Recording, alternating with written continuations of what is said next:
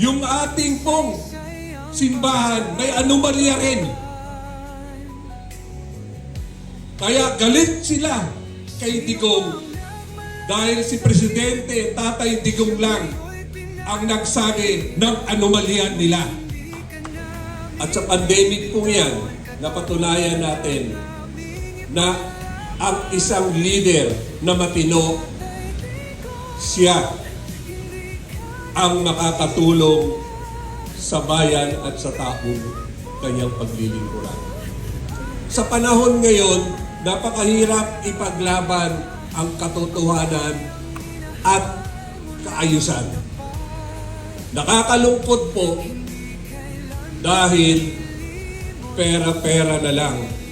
Ngayon po, lungkot na lungkot po ako dahil sa panahon po ngayon, mas nagahari ang kasamaan.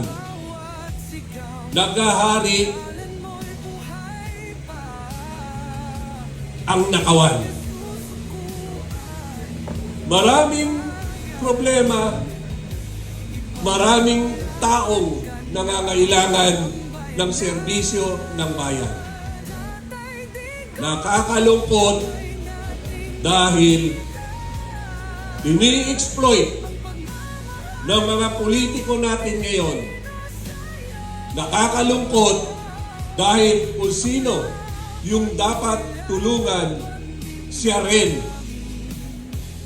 ang hindi marunong pumili ng tamang leader.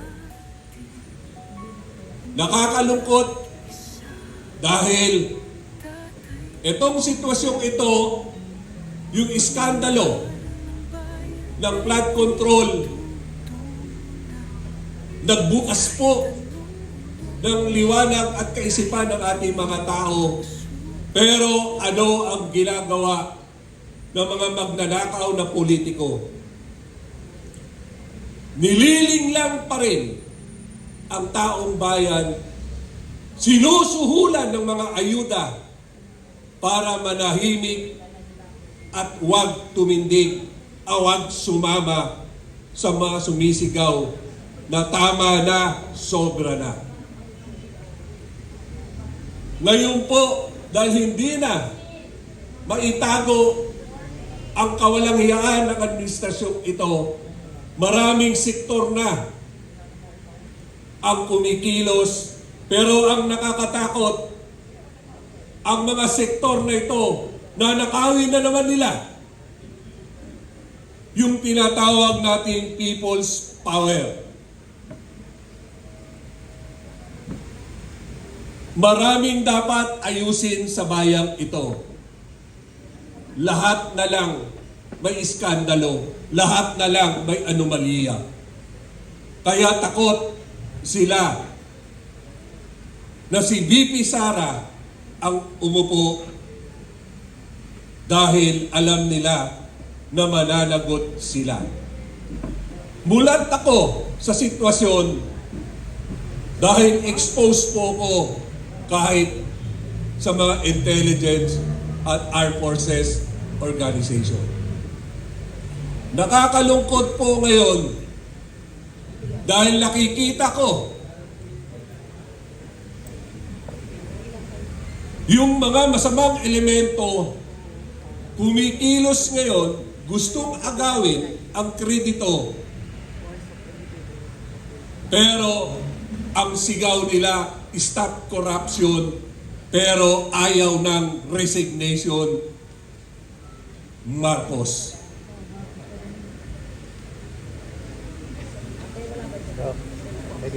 Gusto ko po na ipaalala sa inyo nang dahil sa kaganiran ng mga nagpapanggap na leader po natin, nagagamit na naman po ang taong bayan. EDSA 1, ano ba ang dahilan? Napatay, pinatay, Ninoy Aquino.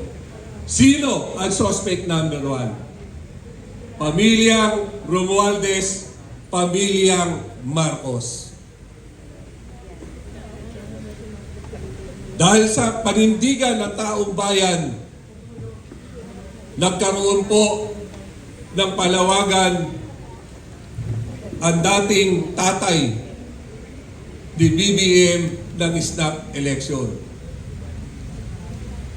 Rampant ang dayaan, sumiklab ang taong bayan. Nakialam ang kaparian.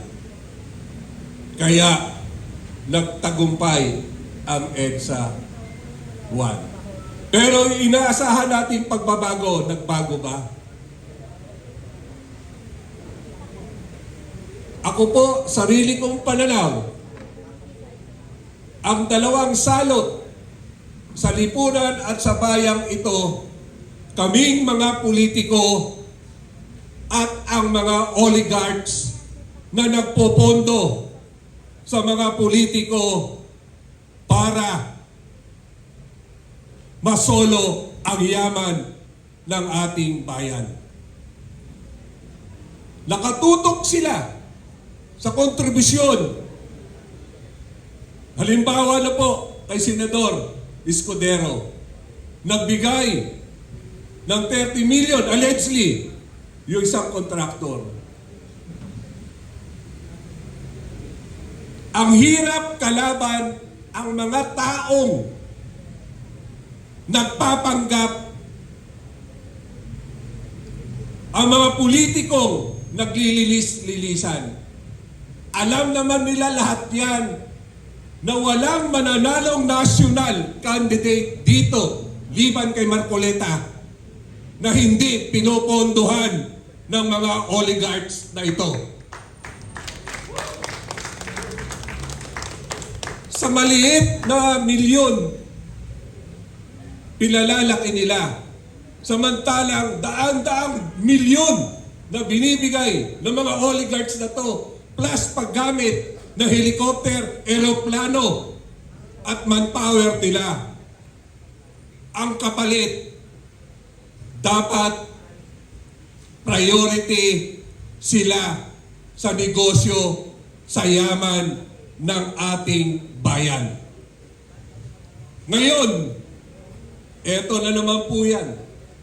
Nalulungkot po ako, kumikilos ang ating kaparian, kumikilos, ay ayaw ko pong gamitin ang makabayan dahil ang makabayan, ito ay mga makomunista. Ang akin hong gagamitin, makabansa, makatao. Dahil po, nakita nila na galit na ang masa. Sila ngayon ay nag-o-organize na isang movement para makuha ang mga ordinaryong tao. Well-funded ang 1 trillion People's Power Months. Kitang-kita po, saksi po ako, nandun po kami sa EDSA nung 21 pong yan. Sa placard pa lang, dala-dala na ng mga service vehicle nila. Placard pa lang, alam mo, may pondo na. Maganda ang design, maganda ang layout, maganda ang frame. Ang ginagamit, makinis na kahoy. Sino ang may dala? Yung mga makakaliwang party list. Sino ang nag-organisa? Yung mga kaparian natin. Dahil yung ating pong simbahan may anomalya rin. Kaya galit sila kay Digong dahil si Presidente Tatay Digong lang ang nagsabi ng anomalya nila.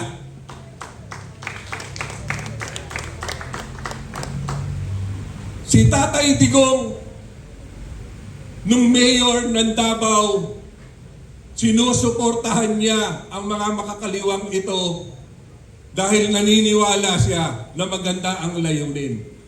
Nang naging siya ang presidente, nagpatawag siya ng isang kapayapaan.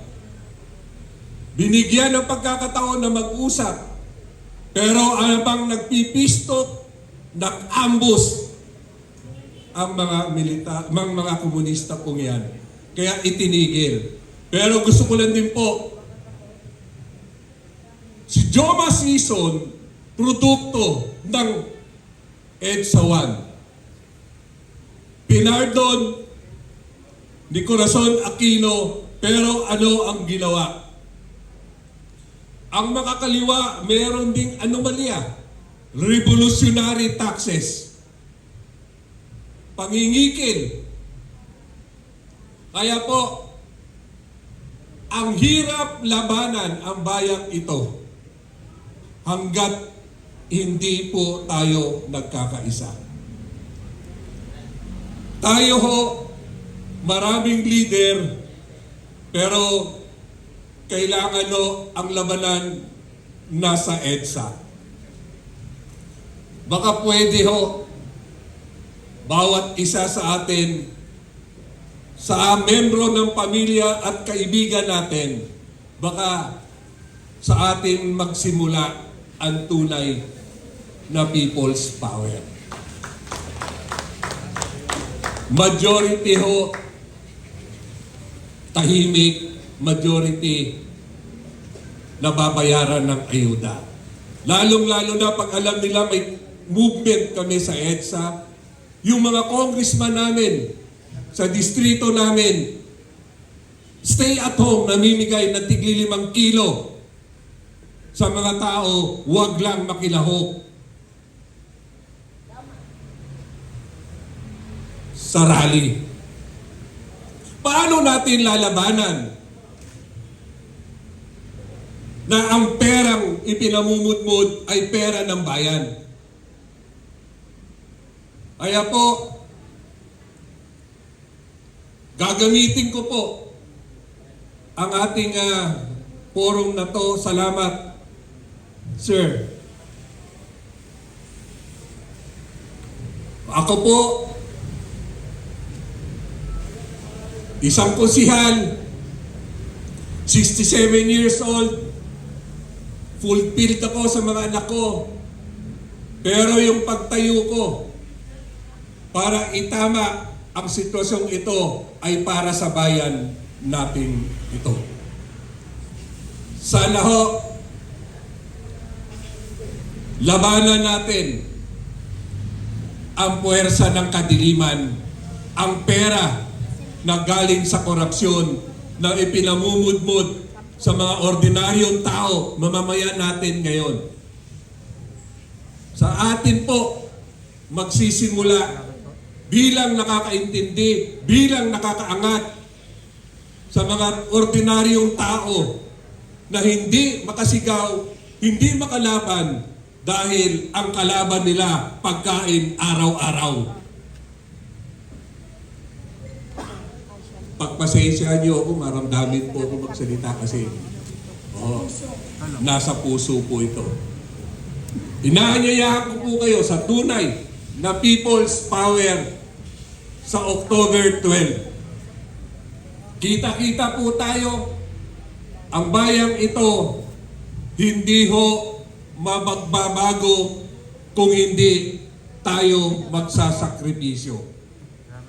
Ipakita po natin sa mga nakikinig at nanonood sa atin na ang pagsasakripisyo pong ito magsisimula po sa bawat isa sa atin na nandito po ngayon.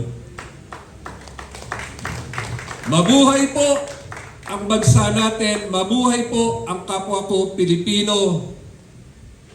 Ang akin lang pong hinihiling, Diyos na ang gumawa para mabulgar ang anomalya at kawalangyaan ng administrasyong ito.